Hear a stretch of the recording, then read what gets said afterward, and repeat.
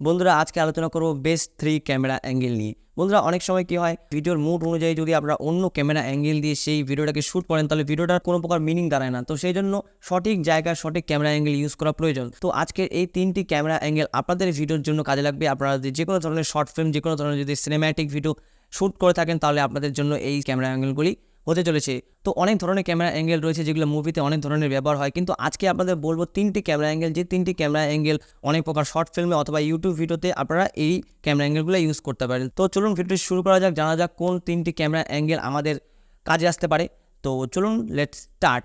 তো বন্ধুরা আজকের এই 3টি ক্যামেরা অ্যাঙ্গেলের মধ্যে প্রথম যে ক্যামেরা অ্যাঙ্গেলটি রেখেছে সেটি হলো লো অ্যাঙ্গেল, মানে লো অ্যাঙ্গেল শট। তো সেই শটটা কোথায় কাজে লাগবে? সেই শটটা আপনারা শ্যুট করতে পারেন, যেমনটা দেখতে পাচ্ছেন এই ফুটেজটা এক্সাম্পল স্বরূপ আপনাদের বলবো। তো এই ফুটেজটা কোথায় ইউজ হয়েছে? এই ফুটেজটা ইউজ হয়েছে যখন কোনো ক্যারেক্টারকে পাওয়ারফুল দেখানো হয় অ্যান্ড ক্যারেক্টার যখন মনে হয় যে না এর জোশ মুডে আছে, তখন কিন্তু সেই রকম অ্যাঙ্গেল দিয়ে সেই ফুটেজটাকে শ্যুট করানো হয়। যখন কোনো সিনেমার হিরো এন্ট্রি নেয় তখন কিন্তু এই ধরনের ক্যামেরা অ্যাঙ্গেল ইউজ করা হয়।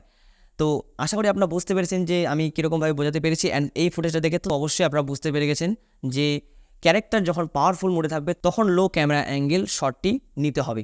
তো সেকেন্ড যেটা রেখেছি বন্ধুরা সেটি হলো হাই অ্যাঙ্গেল।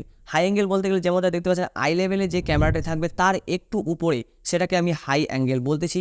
তো হাই অ্যাঙ্গেল শটটা কোথায় ব্যবহার হয়? যেটা প্রথমে বললাম লো অ্যাঙ্গেল, তার অপোজিট, এটা পুরোপুরি অপোজিট একটা ফুটেজ দেখতে পাচ্ছেন।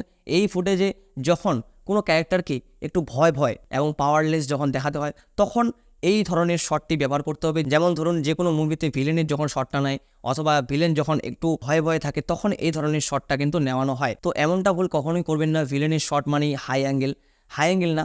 ভিলেনও কোনো সময় পাওয়ারফুল থাকে, আপনারা এটা জানেন, ভিলেনও কোনো সময় পাওয়ারফুল থাকে, তখন ভিলেনের সময়ও কিন্তু লো অ্যাঙ্গেলের শটটা নিতে হবে, যখন যেরকম ক্যারেক্টার, এখানে ভিলেন অথবা হিরোর ক্ষেত্রে না। তো বন্ধুরা লাস্ট যেটা 3 নম্বর রেখেছে সেটি হলো টপ অ্যাঙ্গেল অথবা বলতে পারেন ওভারহেড অ্যাঙ্গেল। তো এই ধরনের ক্যামেরা অ্যাঙ্গেলটা কোথায় ইউজ হয়? বন্ধুরা যে কোনো ক্লিপের ডিটেলস দেখার জন্য কিন্তু টপ অ্যাঙ্গেল ব্যবহার করা হয়। যেমন ধরুন আপনারা মোবাইল রিভিউ ভিডিওগুলো দেখেছেন অ্যান্ড এখানে একটা ভিডিও দেখছেন মোবাইল রিভিউর ভিডিও।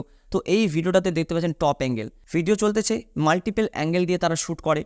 তো যখন কোনো কিছু দেখানোর জিনিস হয়, ধরুন কোনো মোবাইলের ডিসপ্লে ধরুন, তো এরকম ধরনের যখন কিছু ডিটেলসে, মানে যে কোনো জিনিস যখন ডিটেলসে বোঝায়, অ্যান্ড আপনারা অনেকেই বলতে পারেন এটা ডিটেল শট, যে কোনো সিচুয়েশনে যখন ডিটেলসে সেই জিনিসটাকে দেখানো হয় অথবা বোঝানো হয় তখন কিন্তু সেই অ্যাঙ্গেলটা ইউজ হয়। আশা করি বন্ধুরা আপনারা বুঝতে পেরেছেন যে 3টি অ্যাঙ্গেল কোন কোন সিচুয়েশনে ব্যবহার করা হয়।